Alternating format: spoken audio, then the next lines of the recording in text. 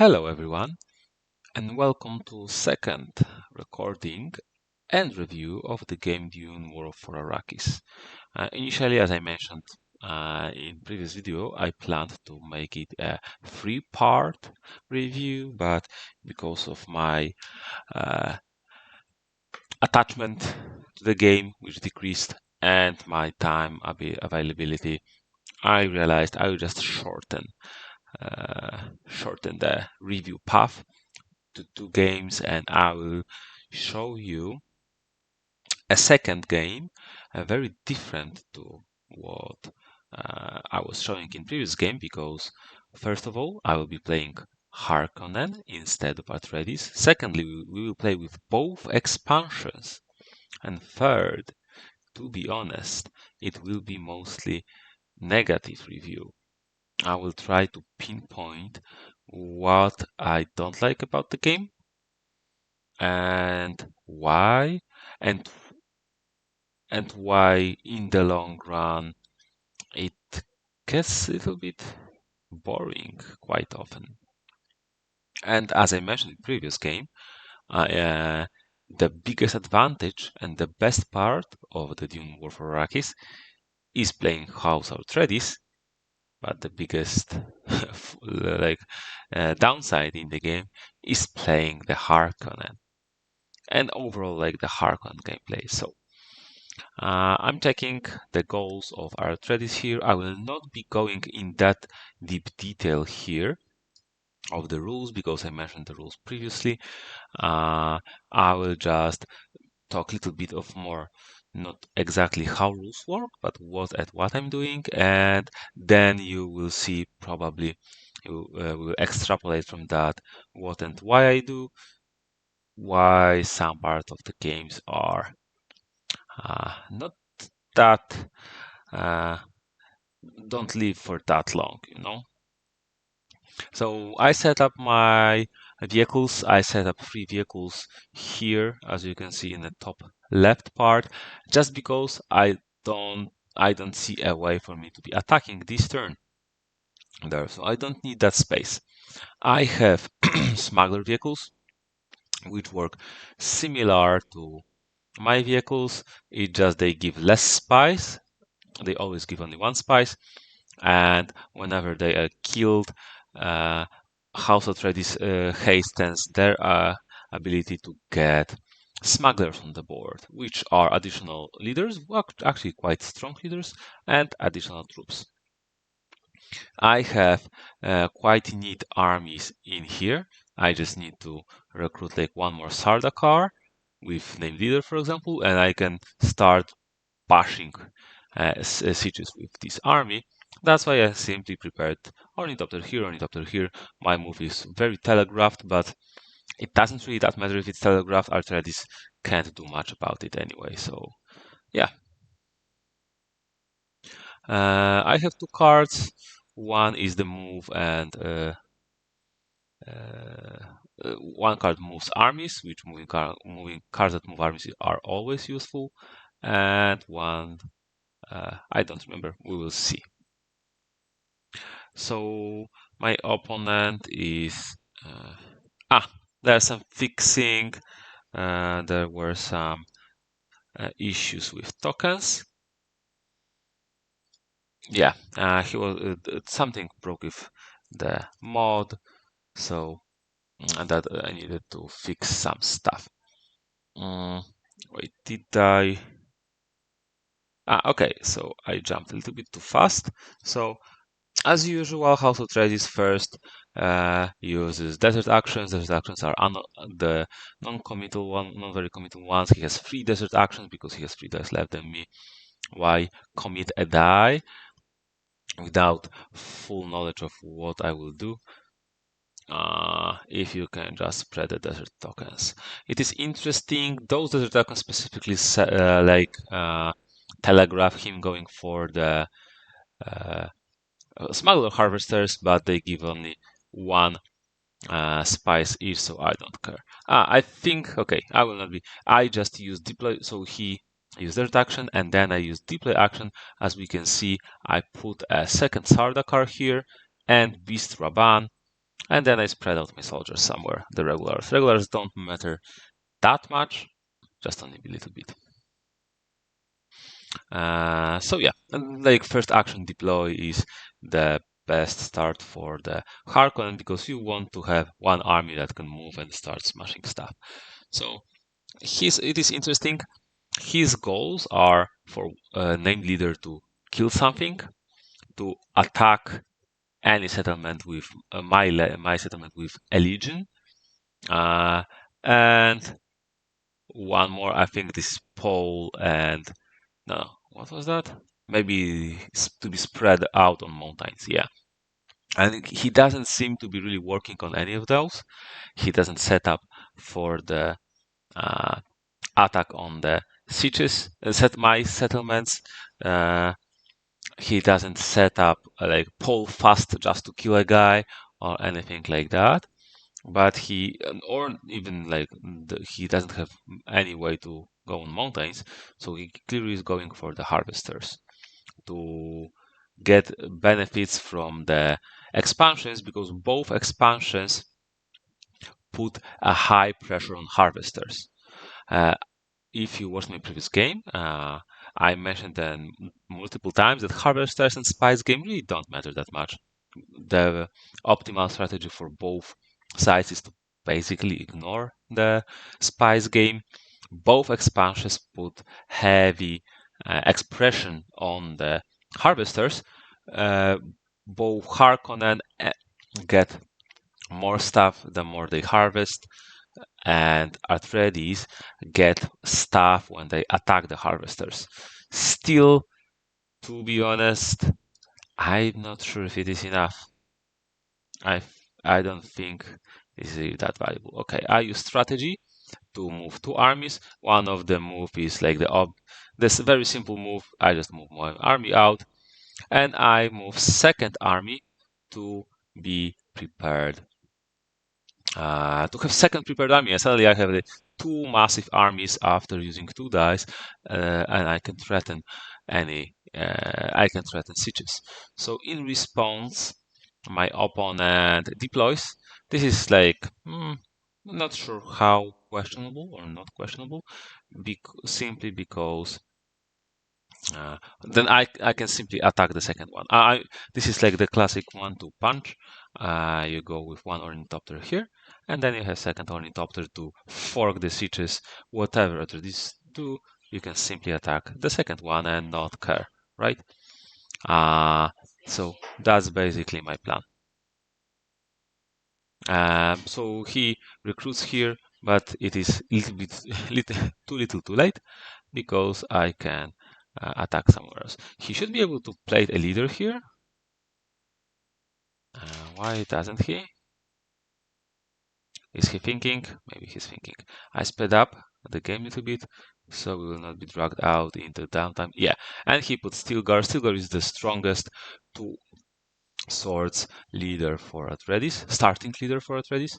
So in response, yeah, I use strategy die. I was able to use leadership die to use surprise attack, but I have two Sardaukar, two elites, and two leaders. One of them is beast. Do I even need surprise attack? I may roll a star or two anyway. So and yeah, and this is like the weakest possible siege possible. So he rolls two dice. Most probably I will kill that in one attack and not even take any damage. Oh yeah, and I have a star. So and I took a damage. Would you look at that? So I downgrade one elite. And yeah, I got my point. The first point obviously is very important because it gives what, and it is really good to have what, especially that I have two mentat die. So early in the game, I like drawing those Harkonnen events because there's a lot of deployment and a little bit of movement there. And obviously, if you can there are what plots cards if you collect what scheming. I have one in hand. If I get the second one, I will be able to get the Helena, which is actually a very strong leader because she allows to draw cards and play a card. Quite similar how Arthretis meant that die works with Jessica. So we can see that Atreides plan on moving out.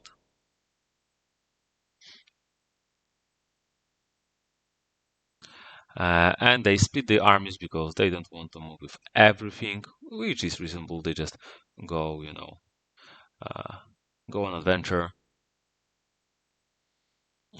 Cleary goes after my harvesters.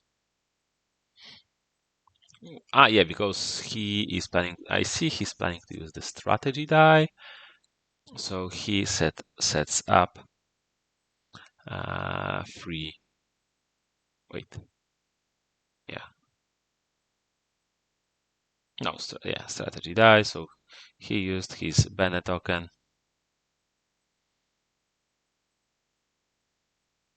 Yeah, and he is killing smuggler harvesters.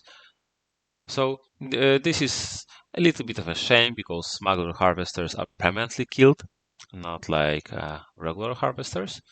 So I will have less harvesters for the rest of the game, and they get at smugglers go 2 steps down. So if he gets uh, 5 or more points on any of the prescience tracks, he will get smugglers.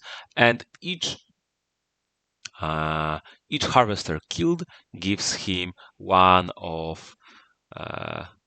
one of the abilities with the great houses. One of the ability is to put 2 house soldiers.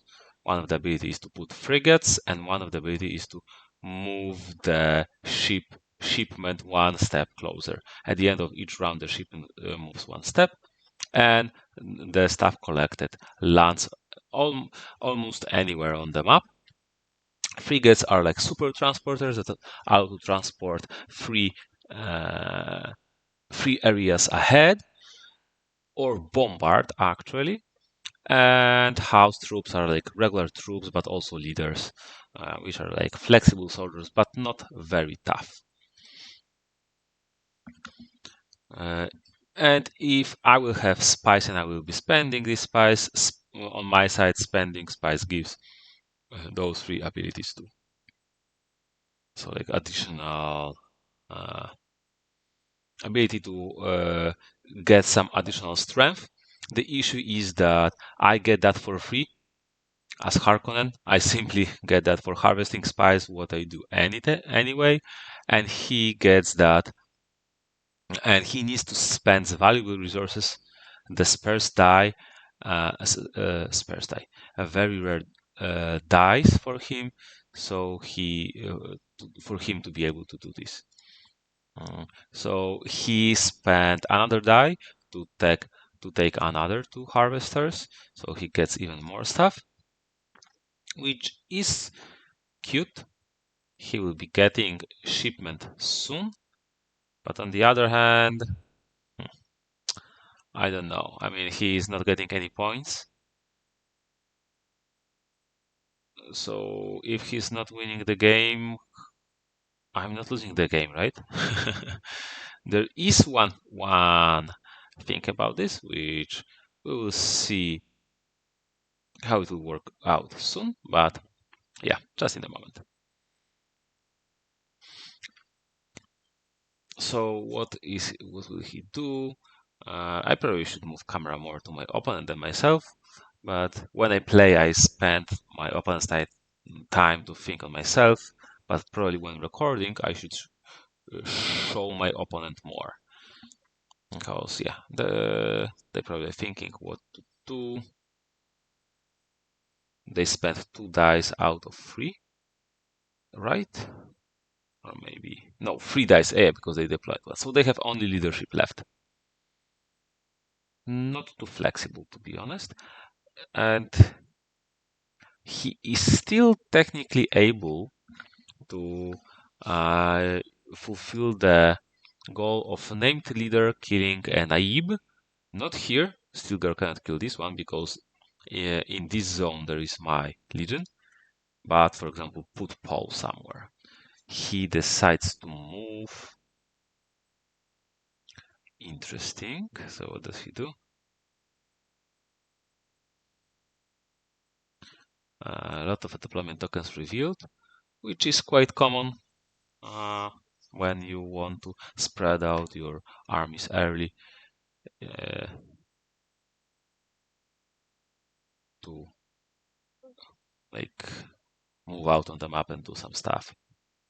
Harkonnen usually move with one or two powerful armies, and Atreides move a lot with like single soldiers or single soldiers with leaders, just to collect stuff, hunter-gatherer style. Yeah. Yeah. Okay. I have two what schemings, which is a big deal. I can actually recruit my Helen turn one, which is a big deal. So he uses leadership for pole ability to put pole on the map and move to legions with leadership. He kills my last harvester.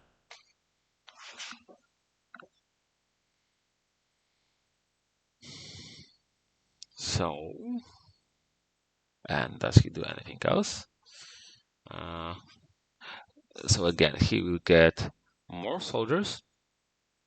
It is tricky in a sense that he can put those soldiers anywhere on the map that is not next to my legion or my settlement, which is not very that important distinction or like limitation, because when he can put the frigate, he can like jump within range of 3 anyway.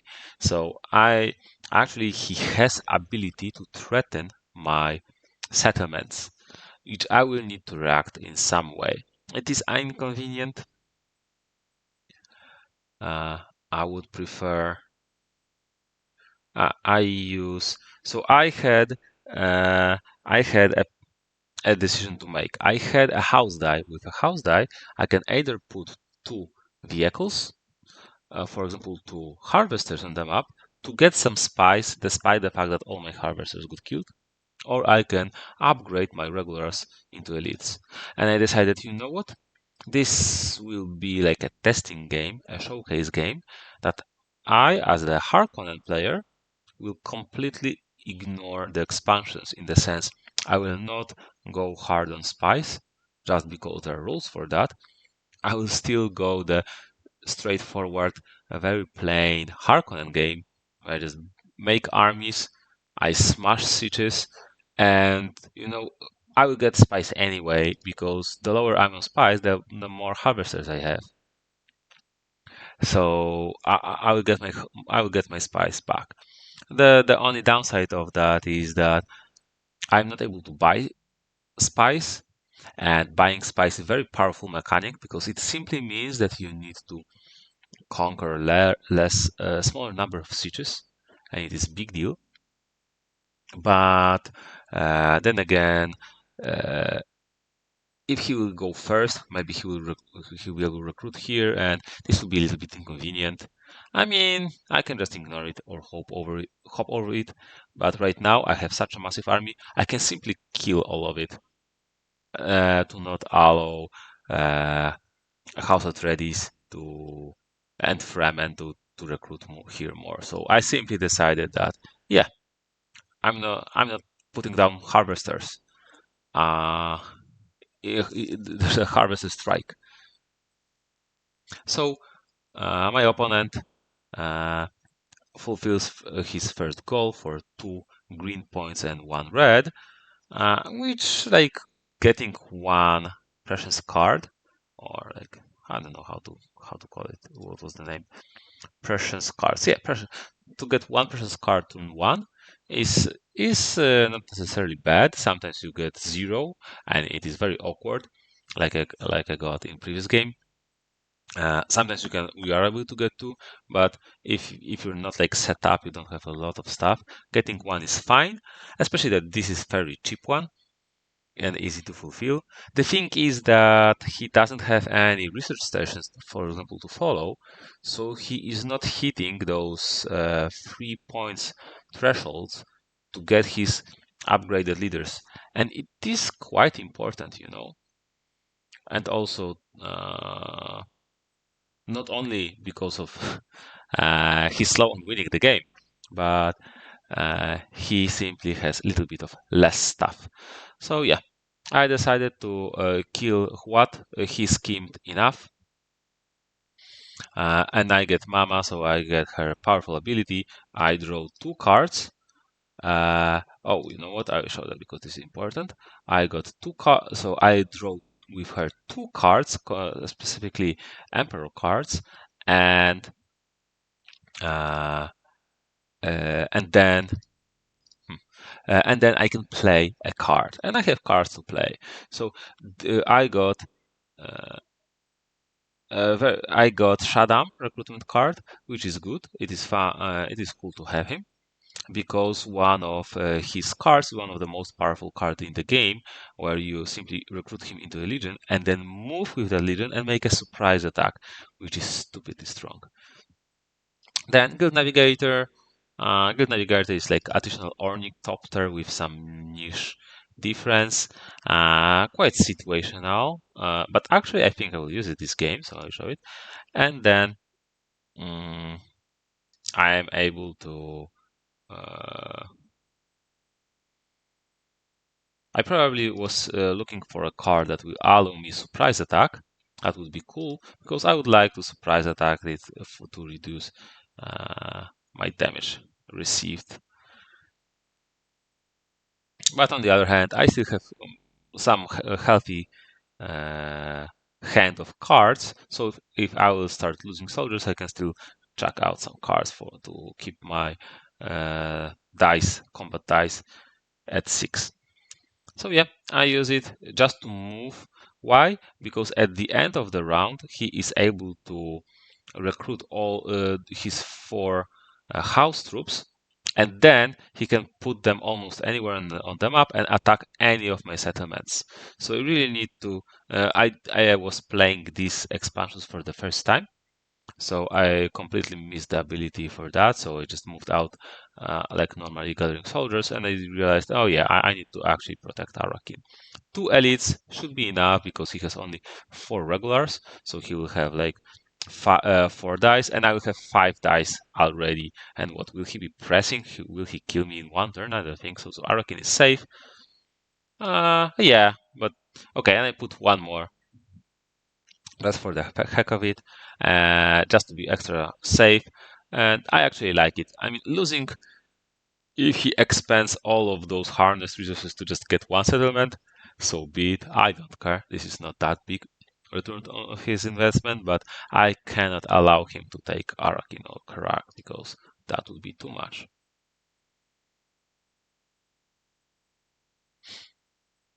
So this was his last action, and with my, oh, I mean that was my second to last action, and he uses some last desert action, and now I simply attack it with regular. So not the best, not the strongest, no elites. He has 3 regulars and 1 elite. The level 3 is a tad scary because it is the strongest, but on the other hand, I have such a massive advantage, and he has not the strongest deployment tokens that I'm quite happy to kill Feidekin and get 3 points. I scored 4 points. I just need 6 more to win the game, so I'm almost at the half. Okay. He has Feidekin, so I lose 1 shield. I have 2 Sardaukar, so he loses 2 shields. And yeah, he has Stilgar, so he has 4 swords. He deals me 2 damage. I have Beast Raban, so I have also 4 swords. And I deal him 3 damage. So I deal him 1 damage more. But I have actually extremely powerful army. I can easily take 3 damage and not lose anything because I have 3 elites to lose. Actually, I have 4 elites. Yeah, this is like whatever. My army don't care too much, and he actually has quite tough decisions to make. He needs to lose the Naib because it is not that useful. And if he doesn't if he wants to have 6 dice and not discard a card, he has to kill his Feydekin. So yeah, I will need to take 1 more damage. Wait, I already took 3 damage because I decided I'm pressing. Yeah, because he dealt me 2 damage and I took 3, and he retreats, but he make like quite a common mistake. You need to get used to that. That when you retreat, your opponent decides where you go. So I put him in the most inconvenient place, in my opinion. Yeah, maybe like here would be more inconvenient. It would be easier for him to get this research station. Right now, he is only 1 desert action away to uh, support this, but yeah, we'll see. And now we go to the desert hazards. Oh, and a worm here. That's interesting. Yeah. So this is fun because this is the downside of the strategy of killing all the harvesters, that you don't really get any sandworms, and sandworms are quite important for Fremen, especially early if you have some time to reposition them or to sit them next to the settlements.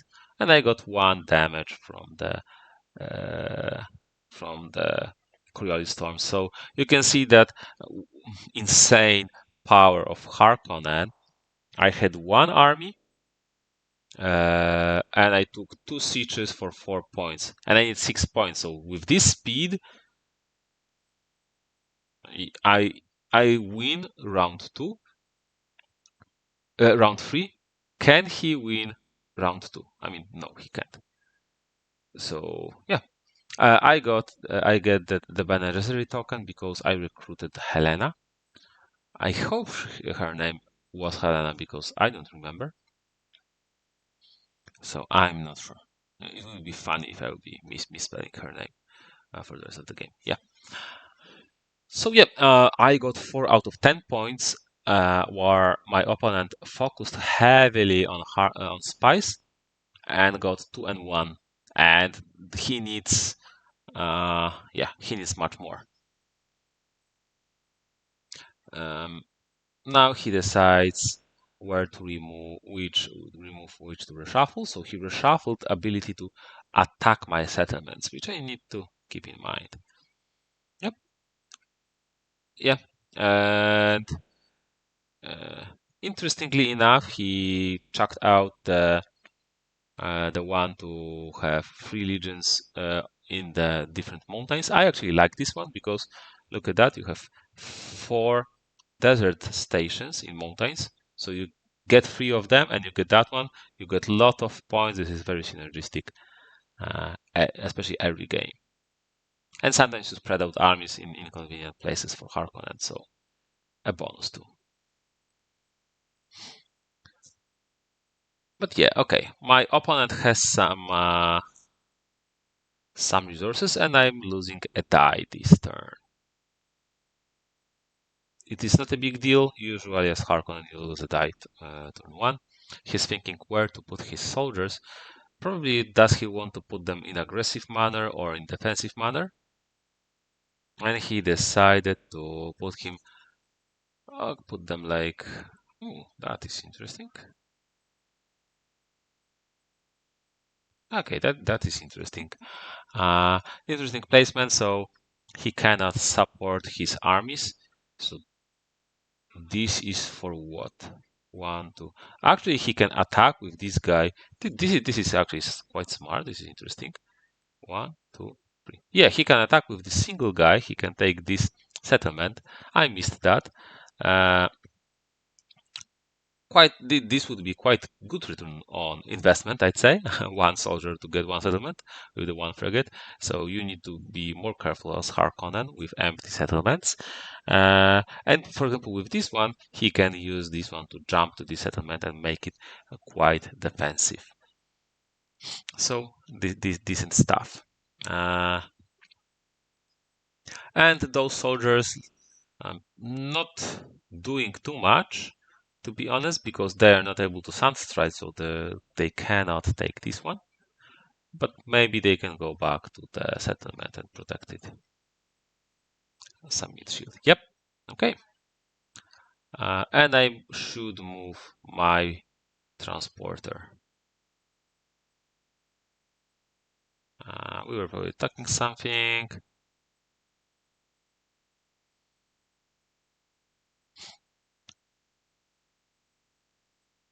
Hmm. What we're pinging? Okay. Yeah. And I move my empty frigate. Not too much happens there, but I might get something. Another guild navigator. I probably don't need to. I started uh, checking what does guild navigator do actually. You can pause and read for yourself if you want. Basically, it is like ornithopter, but he can be also removed instead of any other ornithopter. So he's either an ornithopter or double use for an ornithopter on the map. Very specific. As someone mentioned on the community channel, this is like a soft nerf to the deck, to Corelio deck, because like low value cards chucked into the really powerful deck, so it is not as reliable. Okay, I got 4 harvesters, 2 ornithopters again, and 1 uh, carriole. Now I do the strategy that I want to actually attack that siege in the corner. So I want to put harvesters next to it, because if he will go to take those harvesters, it means he will not protect the siege. And I don't need that specific air spot for my ornithopter, because I can use different ornithopter to jump over. Yeah, and now I'm reading what to be sure what does it specifically do, because there's a lot of text for a card like that. Yeah, I lock my die and we roll. Oh, really cool roll. Ton of movement. Unfortunately, no recruitment, which is a shame. And no upgrade. But I have Helena. Yeah, this is so powerful. I have Helena for the token for recruitment, so I can recruit anyway. And I can recruit Helena, for example, just for defensive purposes. So now that's the thing. What does he do? He can start with chomping with Sandworm my army on the desert, and this is still very dangerous army. If he will not weaken it, it can definitely take a siege, or even 2 sieges sometimes. Or he can take empty settlement.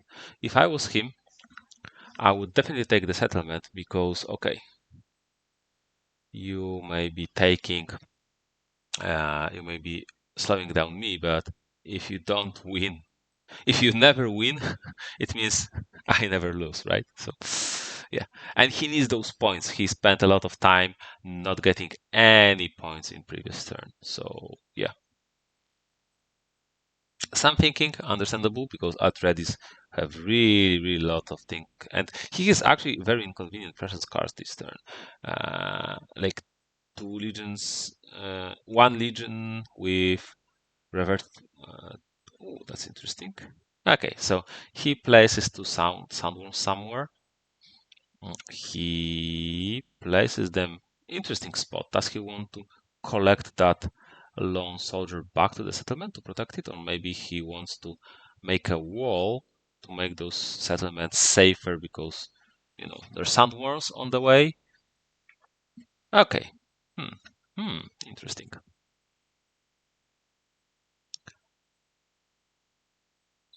Interesting way. One of the worms can chomp off one of my harvesters. Probably that's the idea. I'm surprised. I think it was almost certainly not a way. I think it was a waste, because he missed 2 opportunities. One, to weaken my army, and second opportunity to take settlement. And he did. I'm not sure why he rushed those sandworms. I don't think they were that important, to be rushed. So I hide my legion. And what do I do? Huh. I think, wait, can he attack me?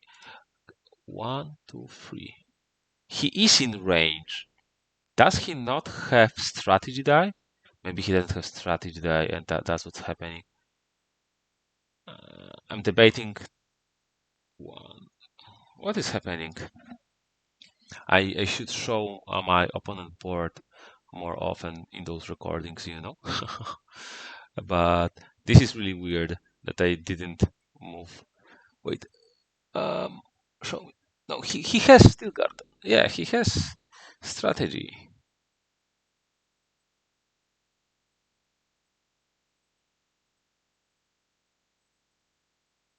Hmm. It is a tad weird, you know. I think we both missed something.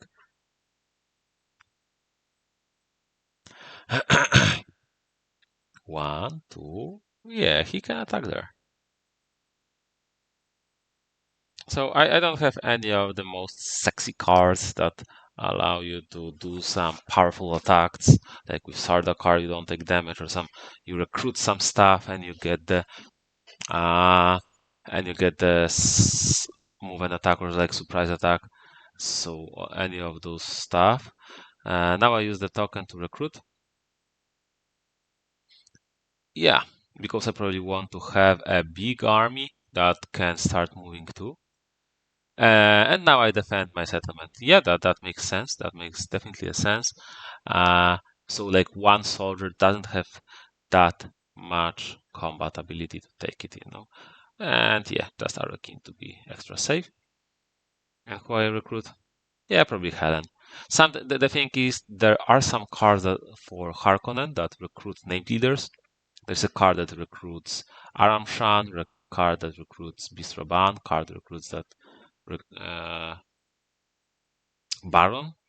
So if I am able to recruit like Helen, yeah, I will get her just because no card recruits her. So it's not like it will uh, be anti-synergistic in a sense, right? So I recruited, protected my settlement. So my opponent, actually missed two important opportunities. Uh, but so he got the worms. Now what will he do? I think my plan is also clear.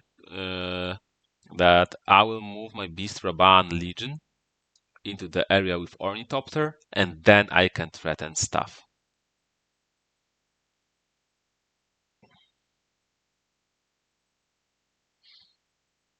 Threaten settlements. So he is in danger. Okay. He is revealing the tokens.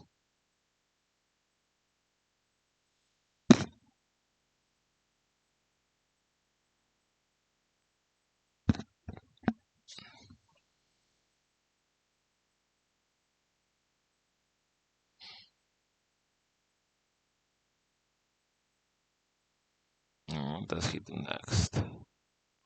He probably wants to go after harvesters. He is clearly a harvester, hungry boy. Wait. He revealed and made a desert action. Yeah, okay. I mean, yeah, probably he realized he will want to move further. Yeah. Yeah. So I prepare my assault. I have ton of movement, and I want. Why did I do this? Like I completely missed the ability. Yeah, he has actually two vehicles, so this guy here definitely can one, two, three, can jump and take this settlement. I wonder, is it maybe that's? I mean, there is some logic in that, you know, that if he does that, he loses a strategy die to move multiple armies and defend his settlements. Yeah, like this settlement is definitely takeable then. He can't do much there. If I will simply jump and then attack. So maybe that's the deal, you know, with that. Hmm. Hmm. Interesting. I mean, he still could be able to do this because they count as leaders. So if leader die, he can move this. Yeah, no, I'm not sure. I think we simply might have missed that the frigate gives the ability to move free, which you need to take into account with this expansion. But to be honest, taking one settlement won't change much here. So like no biggie. Yeah, I'm just checking how can I incorporate uh, my plans, cards into my plans. The attack point is this siege has only 3 soldiers and 2 leaders. So if it will not get reinforced, it can my army can easily like smash this one. Even if it will reinforce, maybe not 6 soldiers with 3 leaders, is actually quite a lot, and I don't have elites in here. We'll see.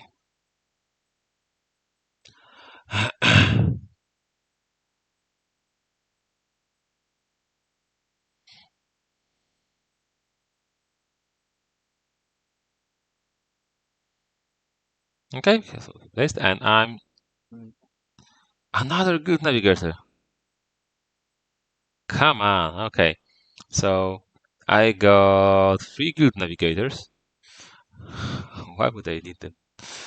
So many of them. And now I play any card. I have a lot of options actually. And I decided on Guild Navigator. Yeah, I think I'm using him simply as Ornithopter. If I had any other way to place an Ornithopter, I probably would have done that. So I guess my plan is to simply fork my opponent and move next to 2 sieges and tell him, you can't protect both. So you have to pick.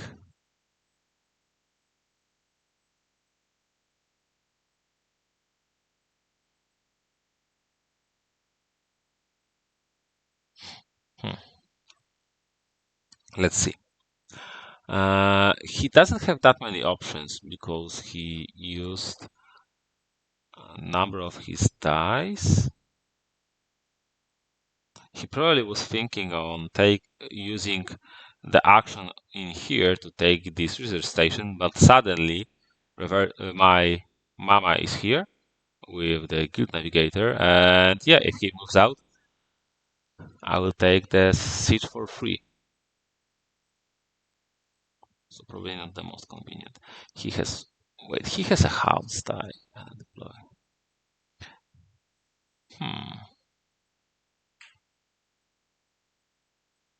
So what does he do?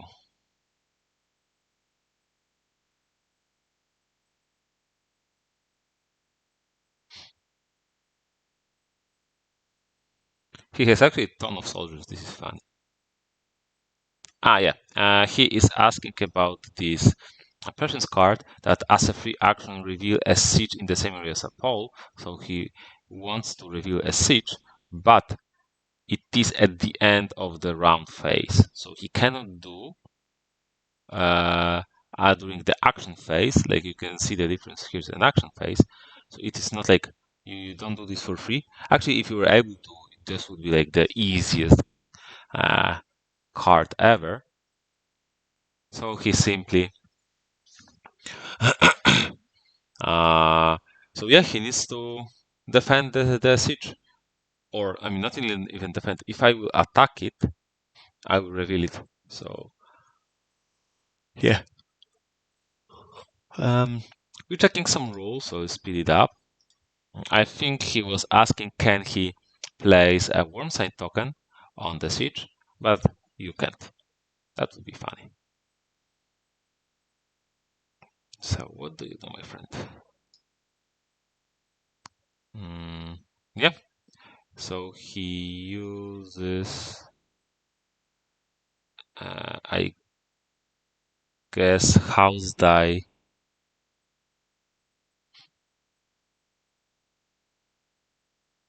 as a Stilgar, right? Ah, no, he uses a Beneficiary token as a Stilgar. Yeah, and he moves free legions. So he actually, what a greedy Fremen here. Instead of moving to the settlement, to the siege and protecting it, he again goes after two harvesters and he collects his first ecological station. In my opinion, like going that slow on ecological stations is too slow. Oh, he left one guy? That's interesting. Why did he do that? And he decided to get two troops and speed up. Yeah.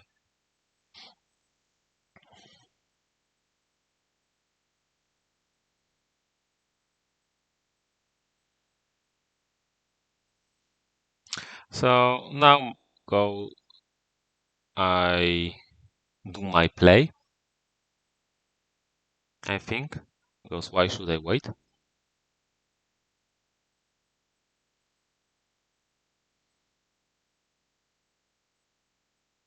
Do I? Yeah, I do. Yeah. And I jump here, and this is very inconvenient times for him because his legion is outside of the settlement.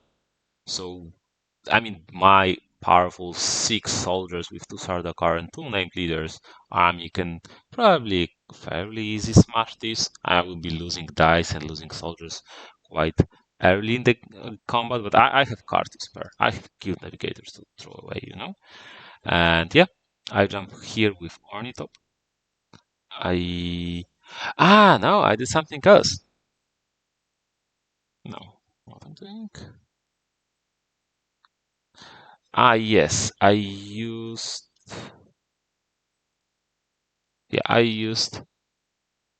this is funny because so this is tricky. I used this ornithopter to jump with that uh, legion into the desert, and I used Guild Navigator to save this ornithopter, so this legion jumps here, and suddenly this legion threatens this siege and this siege, and this legion threatens this siege. So actually, 3 sieges are under attack,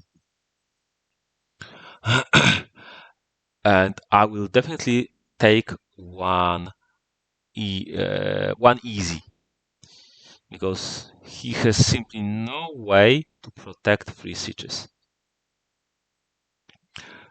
I do think it might be a little bit even too greedy because I don't need this legion to threaten that high number of uh, sieges. Like threatening 1 siege should be enough, but maybe in the next turn, I mean he will protect this one.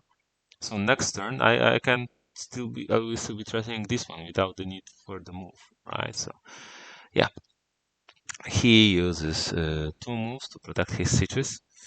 Now my army is probably too weak to get that, but this. Oh my, okay, this is interesting. The strongest deployment token with a 2. So yeah, but I have how many Sardaukar? 1 Sardaukar, which is decent, and 2 elites. And actually, I start with surprise attack with Reverted Mother. I mean, that is not Reverted Mother, right? This is like the Mother Helena. Or like, what was her name? Was she Helena? I hope yes. So simply, uh, I start with 3 shields, and he has no Feydekin there, so it will be fairly easy for me to take this. Not sure even about the losses. So yeah, we roll the dice, and he has 1 leader, so one of the stars is useless. So he rolled 4 damage, but it is a surprise attack for me, which doesn't matter because I also rolled 2 stars, and my mama has 3 shields, so I take only 1 damage, but I deal 4 damage to him. So it is a total devastation. Uh, I need to press And for that I need to take 1 damage, so I still take 2 damage. But my army is still full combat power. And he has only 1 regular left. So the question is it even worth for him to stay? He'll be rolling 3 dice. If I roll 1 star, he deals me no damage. And if he runs away, he will have 1 lingering soldier. So maybe, yeah. Okay, so I got up to 6 points, so my Beast Raban is out. And Feyd-Ruta joins, and Feyd-Ruta speeds up the game immensely because he is able to move and attack with either die. So with Ornithopter, he is able to threaten sieges with within range of 3. So he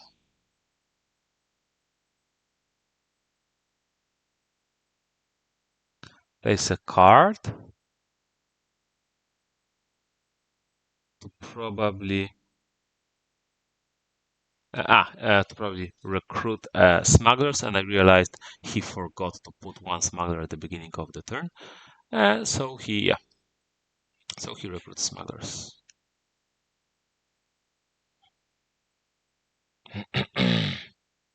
Now he decides where to put them. He needs to put them in somewhere in the empty desert. Lots of stuff going on here, which looks actually quite fun.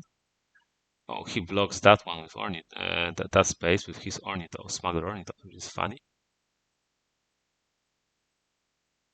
Yeah, and yeah, he gets the leader. I changed his color so he will be. Actually, the Sabine Tuek is very strong leader. He allows with desert action to recruit a smuggler and move or attack, which is a big deal. And now he uses the troop transport bombardments. So he rolls 3 dice, and if it's not a shield, it's a damage. So he deals 2 damage, so I just kill 2 regulars. Yeah. And with the second one, he also does a bombardment. Oh, he actually bombarded the north. Yeah, makes sense.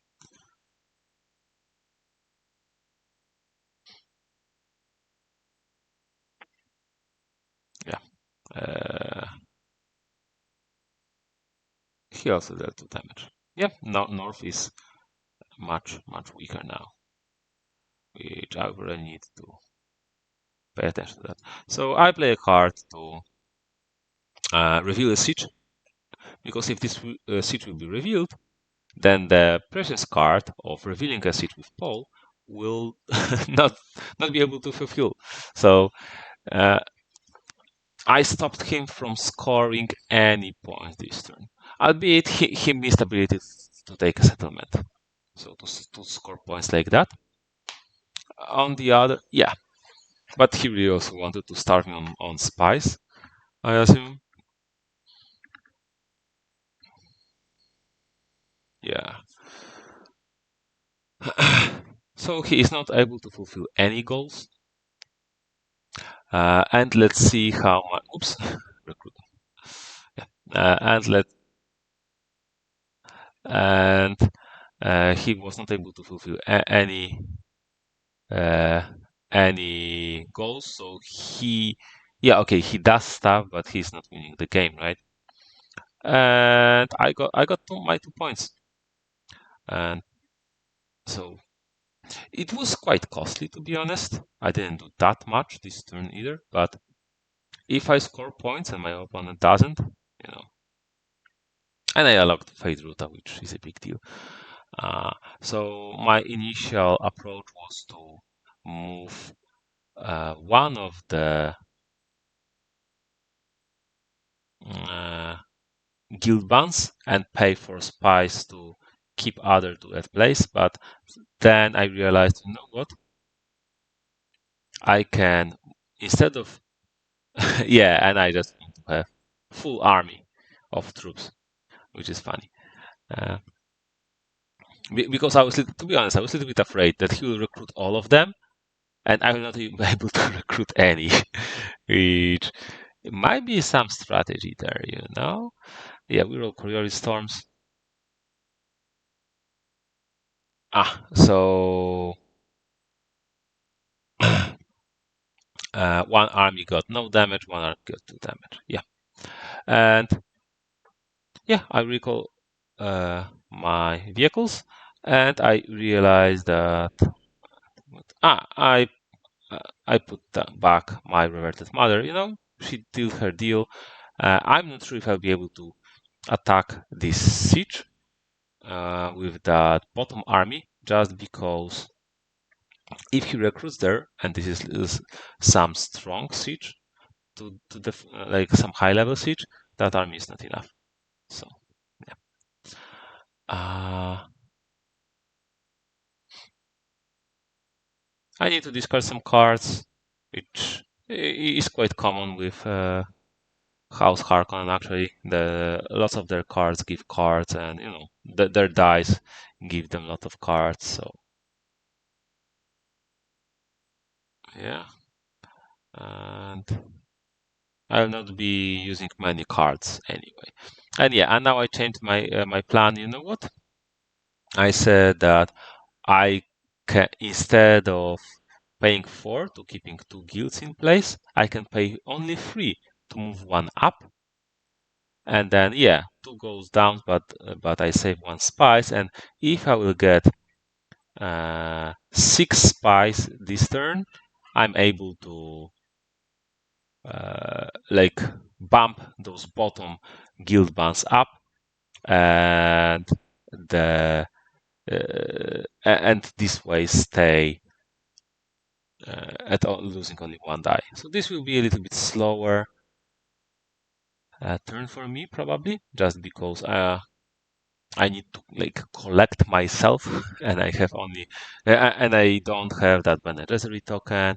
I have locked 2 dice, but on the other hand, I have some armies on the map, and you know what? I have 5 harvesters, so soon enough, without taking care about harvesters at all, uh, I will soon have a lot of spice anyway. And I have 3 ornithopters. That's a lot. That's a big deal. Sometimes it may be worth to trade a die for ornithopter. So losing a die is not always a bad thing for Harkonnen, which is funny. Uh, especially it can be a question of tempo sometimes, you know. Mm. So yeah. I'm thinking, where do I want to move next? What do I want to do? And I decided to make air fight our ornithopters kissed, and went to went away, and I freed up the space to place another one. Okay, I have ton of recruitment, on little bit of movement, no mama die, which is a shame. Like being able to draw 2 events and play an event is a big deal, but you know what? I have 8 events in hand. You know, I don't care that much. I do care about recruitment dice because I have paid Ruta.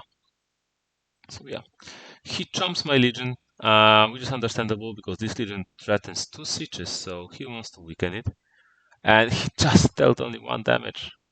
That's very unlucky for him. I won't deny,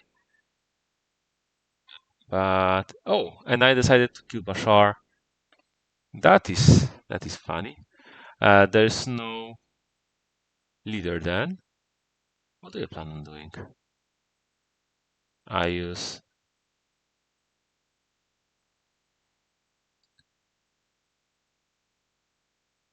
okay, so those legions, I do upgrade them from regulars to elites, so they can still take stuff, or at least be dangerous, which is interesting.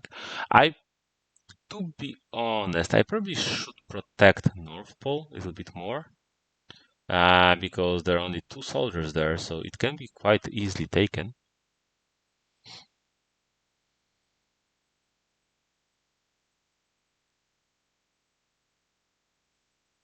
But I'm setting up some plays, you know, to go after the sieges.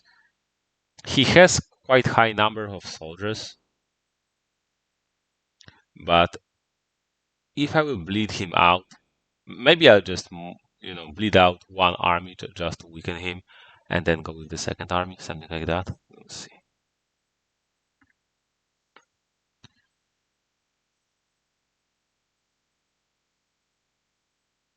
Ah, I see. Yeah, because I have a card that I'm able to place Shaddam.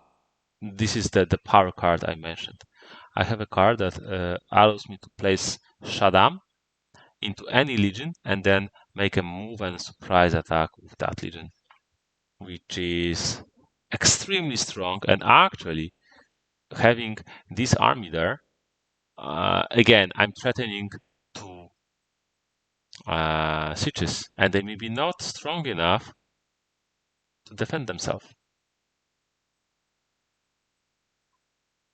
So my opponent is thinking I may speed up here, right? What is he doing? Oh, and I have a recruitment. I have here Asant Legion, a recruitment card, which is also good to have. It is usually good to have some cards for recruitment. Yeah, but my plan is very straightforward. I mean, I'm playing Harkonnen. I don't have that much to plan for. I just move and smash things, right? And Altredis actually needs to think how to score things. Let's speed up a little bit more, because like his decisions don't really impact mine that much. I just want to put down Shaddam, and okay, so something is happening.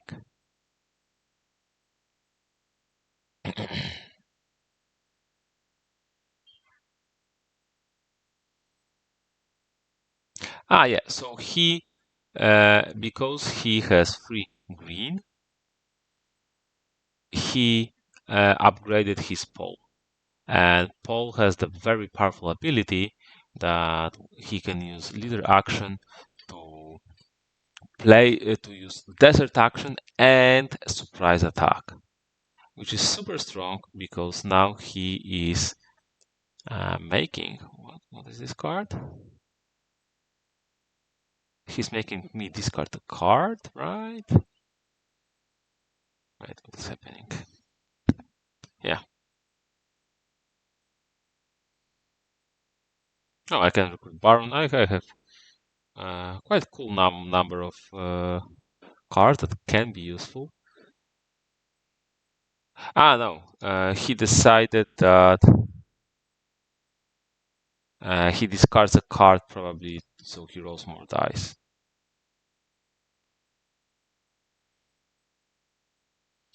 So yeah, he makes a surprise attack. Actually, Gurney Halleck and Sabine Took, they're very strong leaders, so those leader action surprise attacks matter a lot. And I have only free damage. So actually, I deal him no damage. He kills me there, and yeah, that's.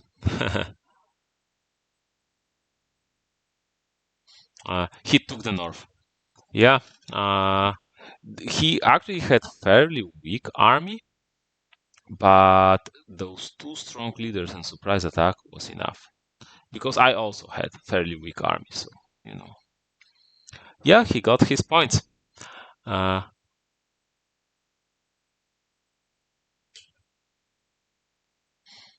so I use a deploy die to just play events.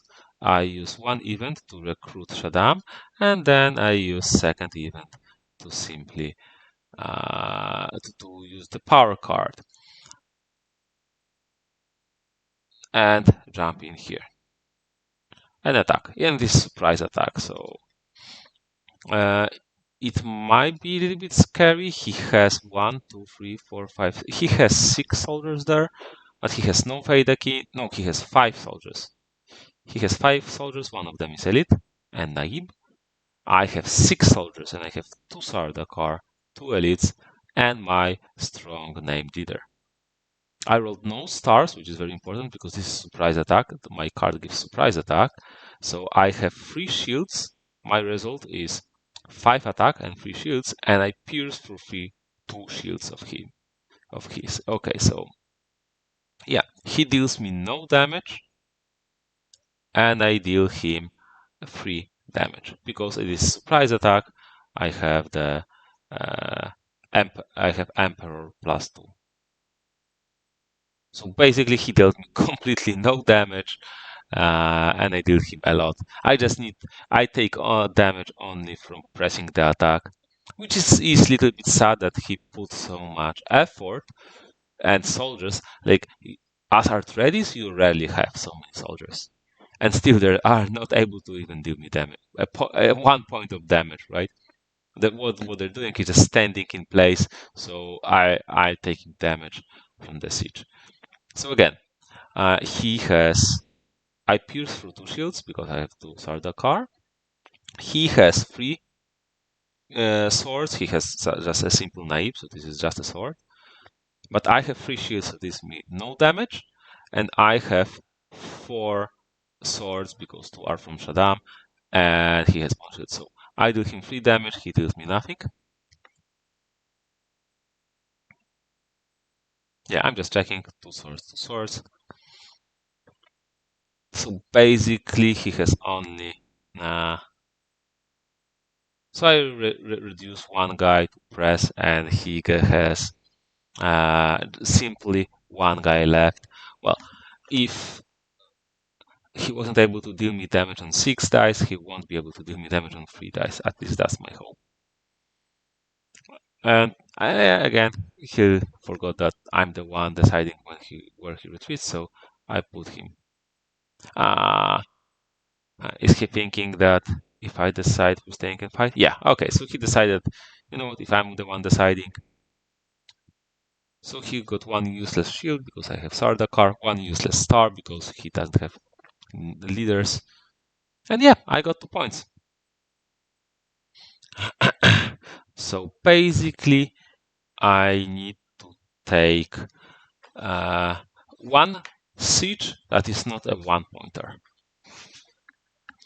But he's so far behind in points. He focused so heavily early game on doing something else than getting points that, yeah, I mean, that he doesn't have many points. And then I was conquering stuff running around, so he didn't even have opportunity to score anything. Yeah. So this is, by the way, this is the Legion that started here. So the Legion started at the bottom, conquered 2 settlements, went here, got attacked by a sandworm, and then Emperor swapped, replaced Beast Raban and took this settlement. So this is very important as Fremen, as House of Atreides, to be able to weaken those legions so they're not able to just run around and kill stuff like that. You need to be chomping. Chomperino is needed.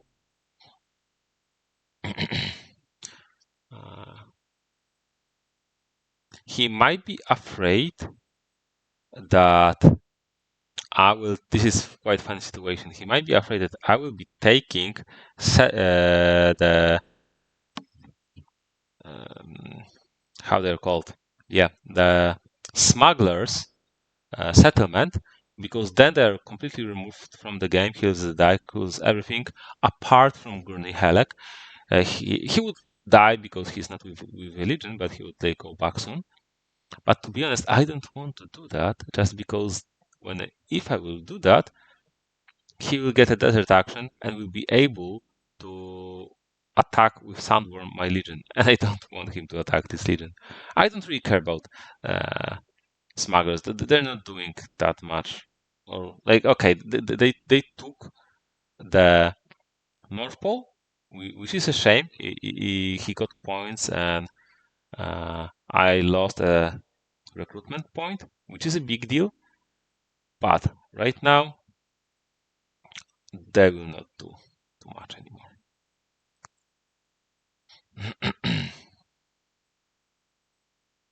So yeah, and now I do the classic Harkonnen stuff. I have two ornithopters, so I have two armies, so I can move two armies to spots, and I move next to two sieges, and yeah, try to defend them, basically, right? And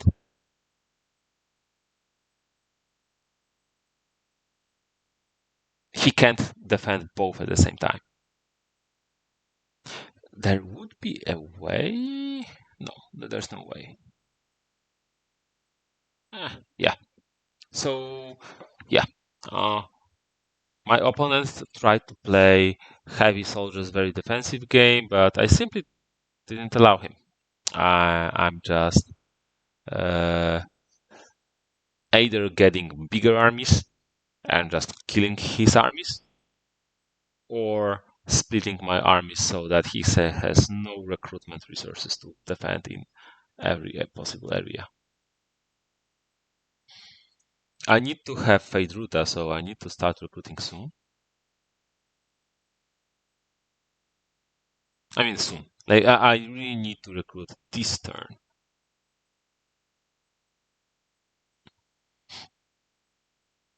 So my opponent decided to protect this siege. Maybe it means it is more valuable.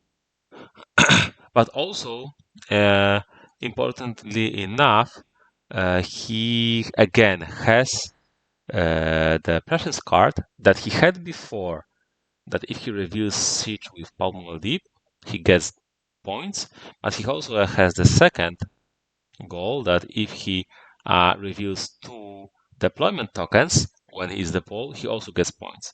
So he is set up to actually get a lot of points. It would be a shame if something happened to him. But yeah, okay, and he didn't defend this one at all, so I kind of expected. He needed that because remember, I am at 8 points, so if I will take a siege that is worth 2 points or more, if both of them were and or 3 points, I mean, and or there's only one 3 pointer, then he wouldn't be able to protect both settlements, and I would just win this turn, which is quite funny when you consider that my opponent spent nothing but to defend himself. Like he didn't really score points, he didn't go for attacking that much. I mean, that doesn't matter that much. He just tried as hard as he could to slow me down by denying me spies and by recruiting house soldiers and recruiting those smugglers. And I was still able steamrolling over him, and he simply, I mean, he cannot do anything about that. So, yeah, I'm just going and killing. Yeah, I mean, there's no much to it, to be honest. I think that's as that is also quite a big difference when I'm casting those games. When I was casting the previous game and I was explaining, I realized I need to cut a lot of thinking process because there's so much to explain, it will bog the video too much. But as Harkonnen, I actually don't have that much stuff to talk about. I have two armies, I have four helicopters, I just go, right? The only strategic, let's say, trick is trying to threaten two sieges at a time. And yeah. And maybe the second was like planning the size of armies. So that will be big enough.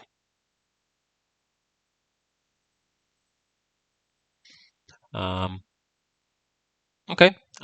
So he spends the smuggler die to just recruit two smugglers. I mean, just to recruit two smugglers, which may be useful.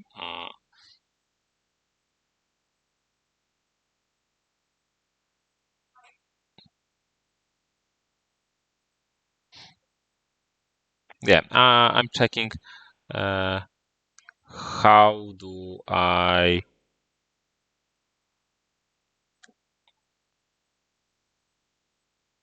have saved my last my last die is there is a card. Oh yeah, actually, yeah, this is Hunter Seeker. This is a very fun card. Choose one enemy named leader in the same area as in the same sector as Harkonnen Legion. Place that leader on the regeneration tank. So my opponent set up pretty nice play. His settlement, his siege is very well defended. 2 tokens, Naib and Paul, like this is very strong defense. And also it is scoring him points. He can score 2 presence cards thanks to that. But if I will just play that card, not only I will weaken his defense by simply murdering assassinating Paul Deep, which is very strong leader and combat leader, but also I'll deny him both cards, keeping him low at points, which is quite massive. So you know what? What I'm doing? Yeah, and I'm using deploy action. Understandable. Having Sardakar and having Fade Ruta, both is big deal. Uh,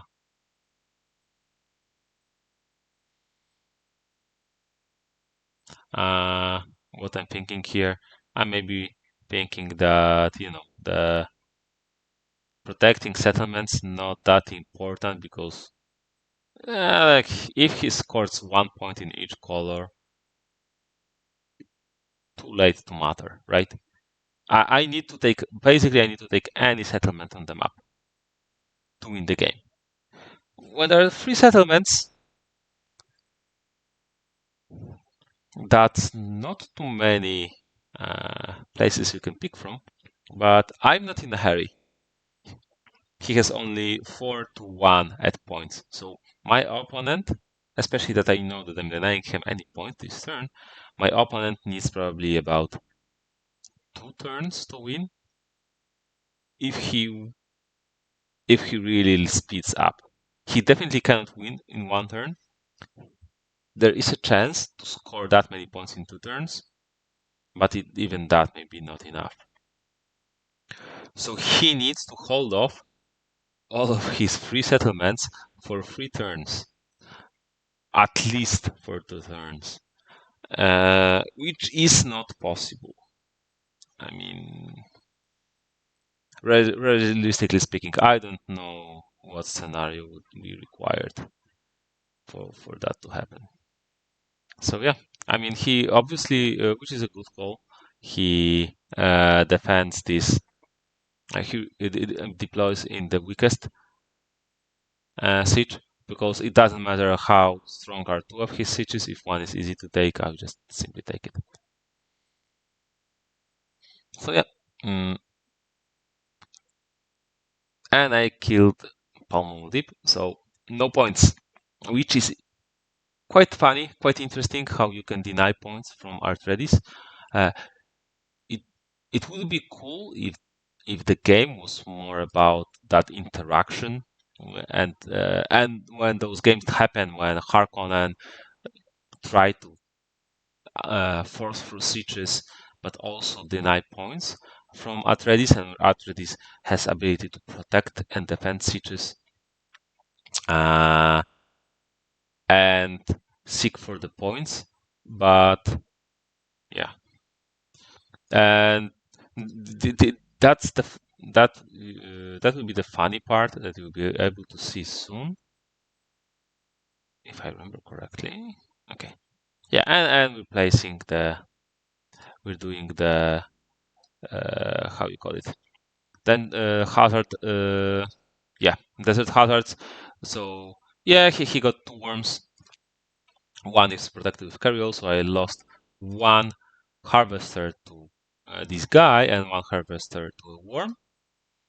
So I get 6 spice, and I have 1 spice saved from previous turn. So actually, after all that hard work that my opponent was doing, I got uh, each turn he was killing me some harvesters. Even last turn, this turn he killed me 2 harvesters, and look where are my markers. And I did nothing to protect them. I never recruited a harvester, and I did nothing to protect them.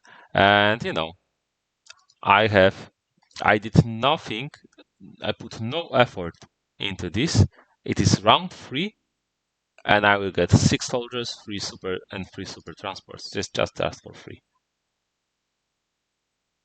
Uh, so it is fun when there is more stuff in the game, but I don't think that House Harkonnen really needed to get free stuff. Okay, we go through Courier Storms.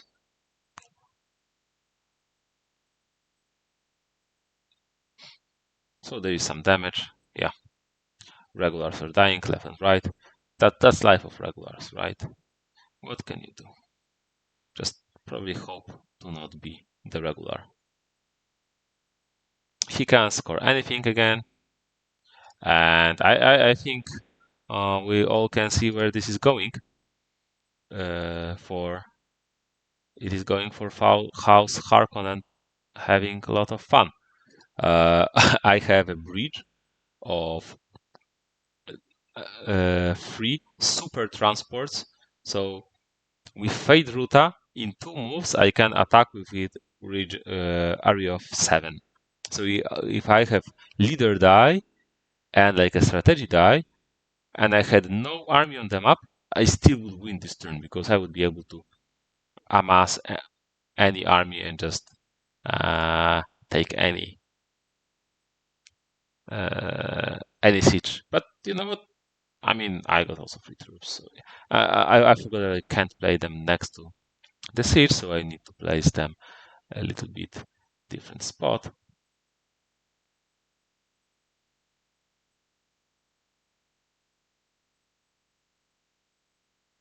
Yeah.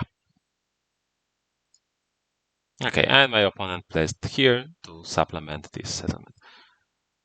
Oh, this is funny. Troop carriers. I can supplement uh, any legion on the map, but not needed because I have the super transports. Oh, he got the objective for the 3rd time. So this is the power of the denying objectives from the art readies. And not only they don't get points, but it denies them ability to score something else. And that review objective is quite often one of the easiest ones. So yeah. I got the ban. It is a shame to have this specific ban because I have a lot of cards in hand and this will be last turn in the game. But I don't think this will be required simply because I will have a lot of power. So I just spread out my harvesters. It doesn't matter that much. Mostly to not obstruct my ornithopters. So this looks funny. Like all the space area is being covered, and all map is full of stuff. Shouldn't it be supposed to be a desert? It should be like deserted and empty. Okay. Anyhow, what do we do?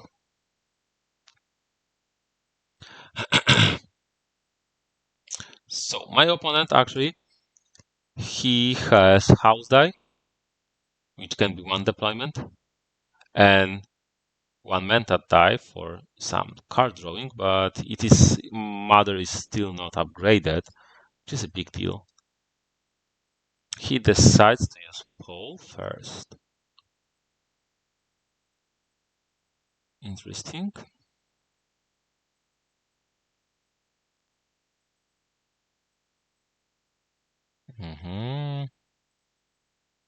Yeah, so makes sense.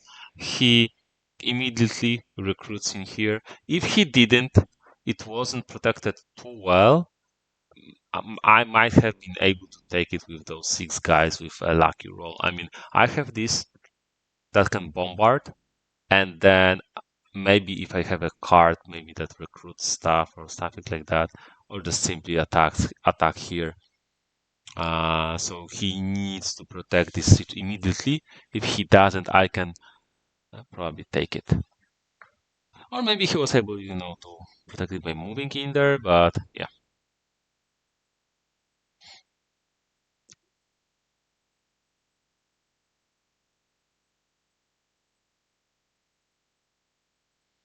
Yeah, so I'm just getting, I want to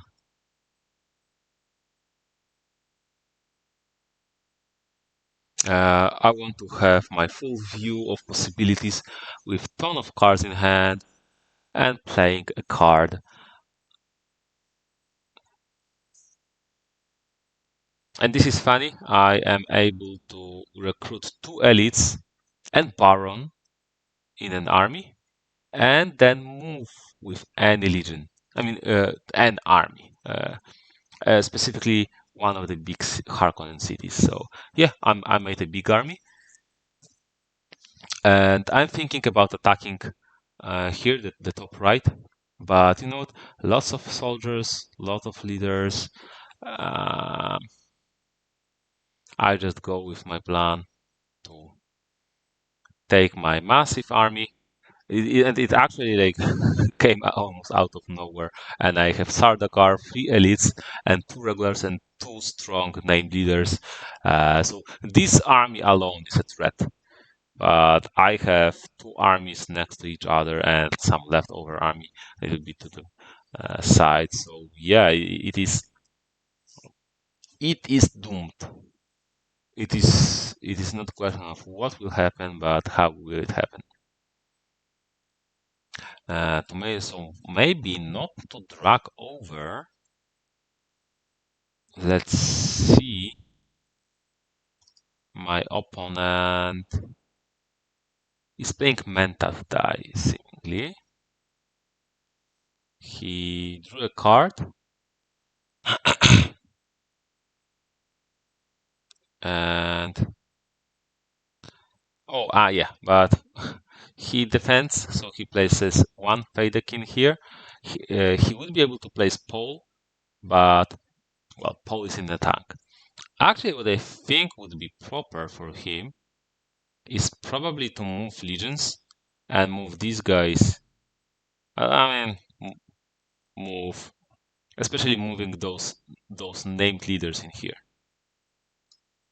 But on the other hand, I mean, okay, even if I don't win this turn, how does it matter if my opponent still is not scoring points? So I played a card, funny card, that makes my bombardment ability roll on 5 dice and not on 3. Which basically says that, you know, it is like the limit testing. Ooh, 4 damage. That is a lot of damage. That's a shame. I lost a Sardaukar. Uh, no, no, no, again, not that it matters, to be honest. But yeah, I lost a Sardaukar.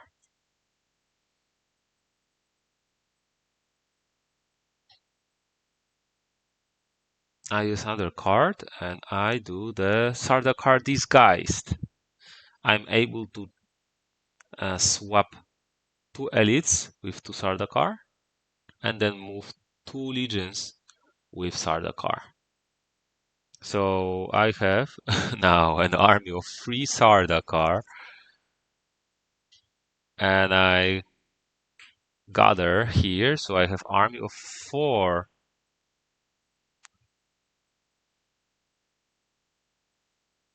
Sardaukar, elite and a regular, and 3 named leaders.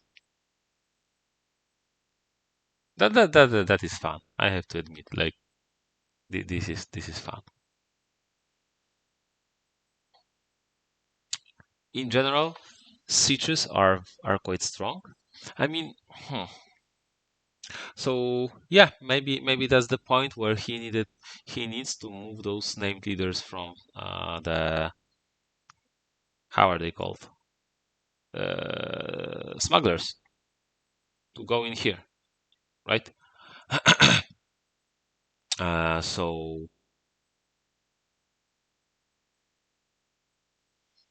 So he will like match me in the name in the leader department, and then he is in the settlement and all of that. But the quality of troops, the fact that these are four Sardakar, and the fact that I have really strong symbols on those leaders. Yeah. And then again, this is what I mentioned. Even if he defends, then so what? He didn't get any points, so we go next round, and it will look the same. But yeah. Okay, what's he doing? He's summoning Shalai Hulut, which is a bit too late, to be honest. It is fun, like Shalai Hulut is cute worm. Being able to attack on 6 dice is a big deal in many cases.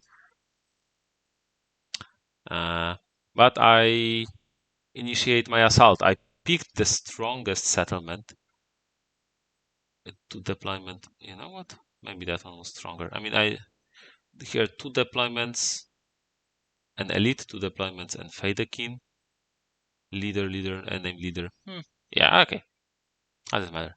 I I just bomb it down. I deal 4 damage.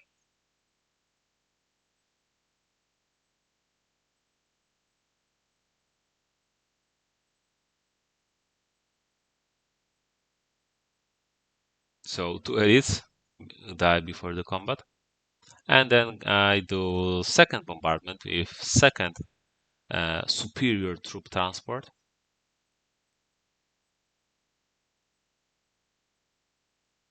Yeah, the order is needed.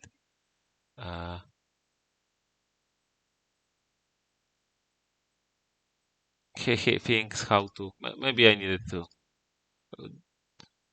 just roll once. Yeah, okay. And another 2 damage. So I dealt 6 damage even before the combat. And I made a surprise attack. I roll some dice. So this is. So he has 1 Faidakin, I think. But my Sardakar makes his shields useless. Yeah. Uh, so this is about 7 swords. He has 5 swords, so he deals me 3 damage. I deal him 7 damage, but he has 4 health, so he dies in 1 round of combat. So yeah, the late game is unstoppable, and the issue is that early and mid game of Harkonnen is quite hard to stop too. I mean, the thing is, you cannot really hope to stop. You just hope to bleed out. But what we were able to see when I had one army that was able to go from a siege to a siege, and even some leftovers. Like this, there was one Sardakar that traveled through half of the Arrakis. That is some trip. When he will go home, he will have a lot of stories to tell, especially to families of his dead friends.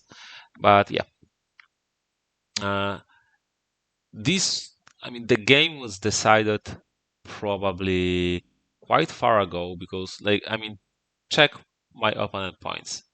And